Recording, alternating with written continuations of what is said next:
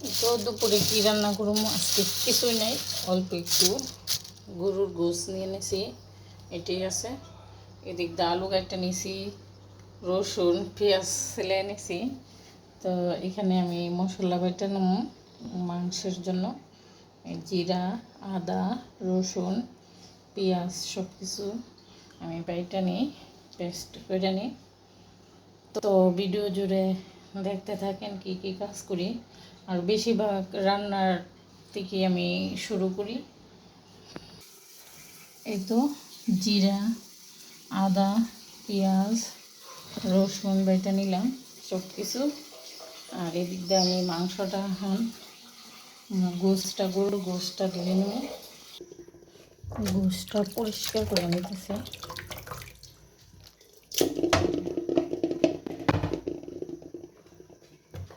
তো আমি এক হাতে কাজ করে সম্পূর্ণ কাজ দেখাতে পারি না। এদিক দিয়ে পেঁয়াজ কুচি করে নিলাম, গরুর মাংসটা ধুয়ে নিলাম ভালো। এখন আমি দিয়ে দিতেছি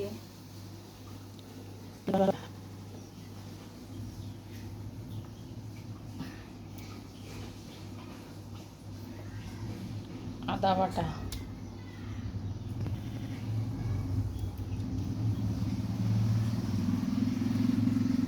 জিরা বাটা,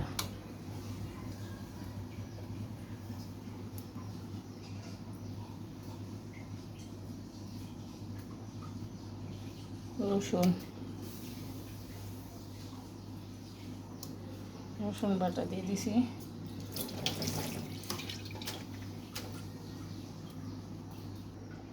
সব উপকরণ দিয়ে দিলাম, মরিচ, ধনিয়া, হলুদ। এখন আমি মাইখা নিমু। আজকে আমি পাক করবো সরিষার তেলটা। তো আসসালামু আলাইকুম, কেমন আছেন আপনারা সবাই? আশা করি আল্লাহর অশেষ মেহেরবানিতে সবাই ভালো আছেন। আপনাদের দোয়া এবং ভালোবাসা, আল্লাহর অশেষ মেহেরবানিতে আমিও ভালো আছি। তো প্রতিদিনের মতন আরেকটা ব্লগ ভিডিও নিয়ে এসে পড়ছি। যেহেতু আমি এক হাতে করি, সম্পূর্ণ কাজ দেখাইতে পারি না, তার জন্য আমি অনেক দুঃখিত আপনাদের মাঝে।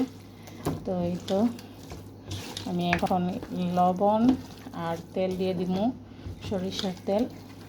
তো আজকে আমি কড়াইতে রান্না করবো, এই যে গ্যাসের চুলাই রান্না করবো।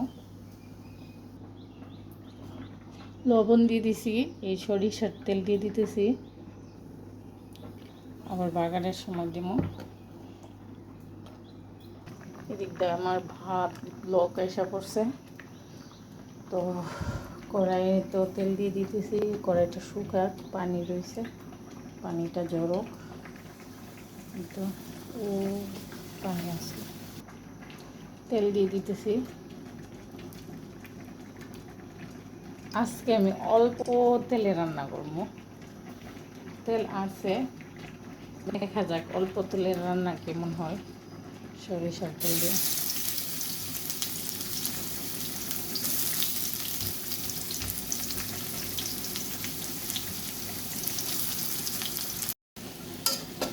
তো আমার পেঁয়াজটা কালার এসে করছে।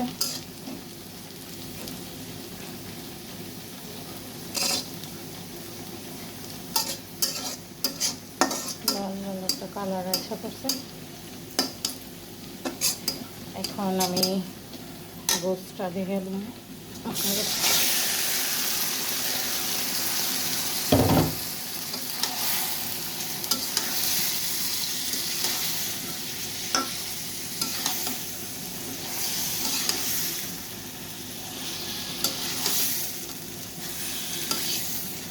তো এদিকটা ভাত হয়ে গেছে, ভাতের মাঠটা গল্প করে কালো এলাচ একটা নিছি, শাল, তেজপাতা, সাদা এলাচ।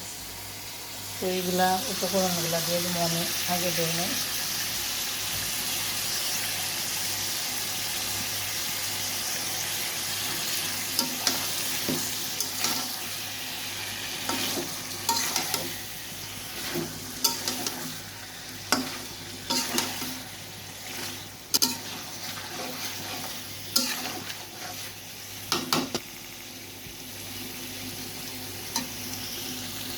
গুছির দিকে পানি উঠে গেছে, এটা তো কষানি হোক। তো সম্পূর্ণ ভিডিও জুড়ে থাকতে থাকেন, দেখতে থাকেন। তো আমি ডাকনা দিয়ে ডাইকা দিলাম। ডাল নিয়ে নিতেছি, পাতলা ডাল পাতল সাথে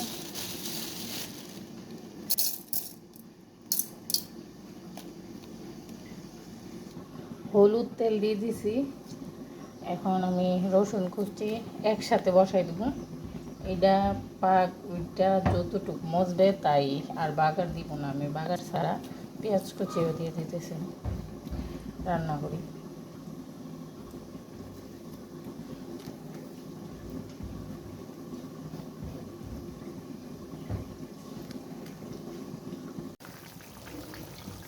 আমি এখন আলুটা দিয়ে দিতেছি, সিদ্ধ হয়ে গেছে।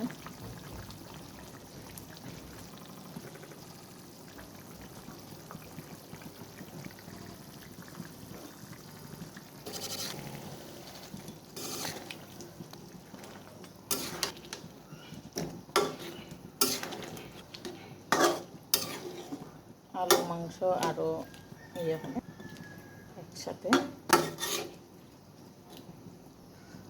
তো এদিক দিয়ে ডালটা ইয়ে গেছে, আমি ডাল আমার ডাল প্রায় হয়ে গেছে। এখন ধনিয়া পাতা দিয়ে দেবো। এদিকটা মাংসটাও হয়ে গেছে।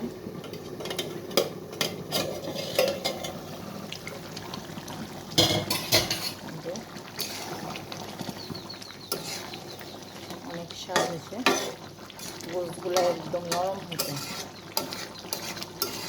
আস্তে আস্তে হোক আরও।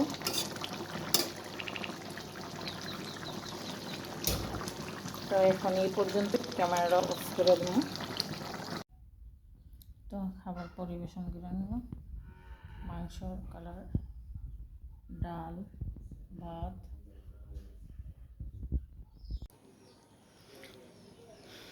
এখন বিকেল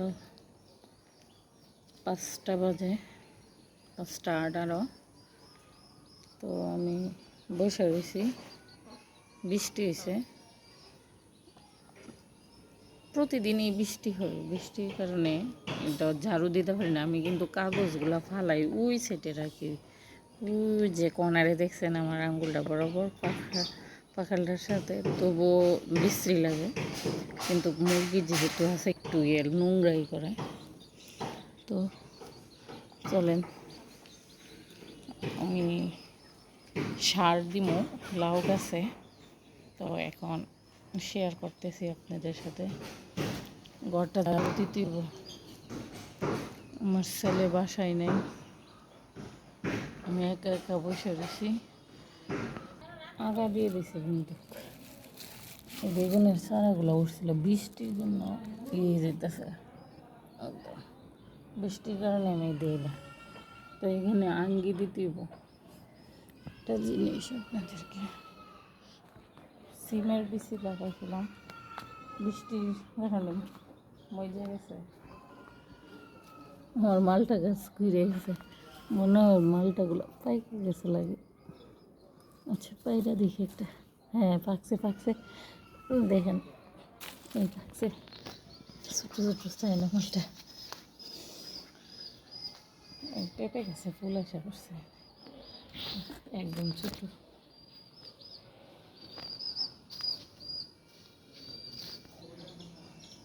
এখন পরে আনছি, দেখতেই পারছেন।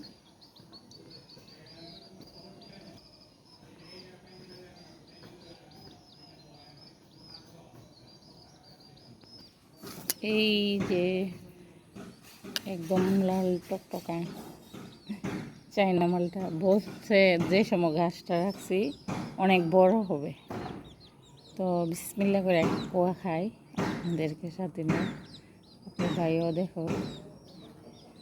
বিসমিল্লাহ রহমানির রহিম।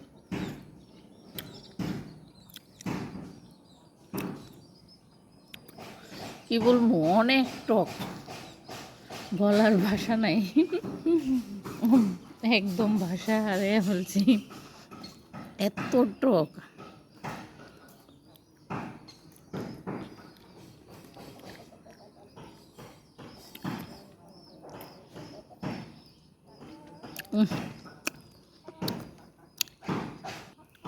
মনে হয় তেঁতুলও ভালো আছে, এরকম টক।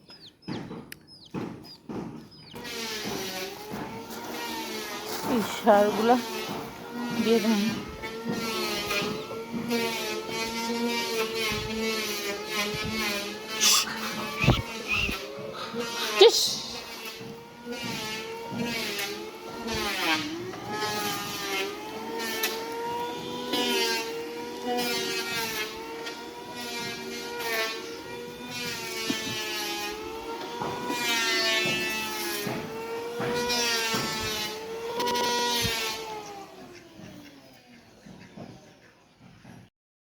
এভাবে জাংলাটা দিয়ে দিছি,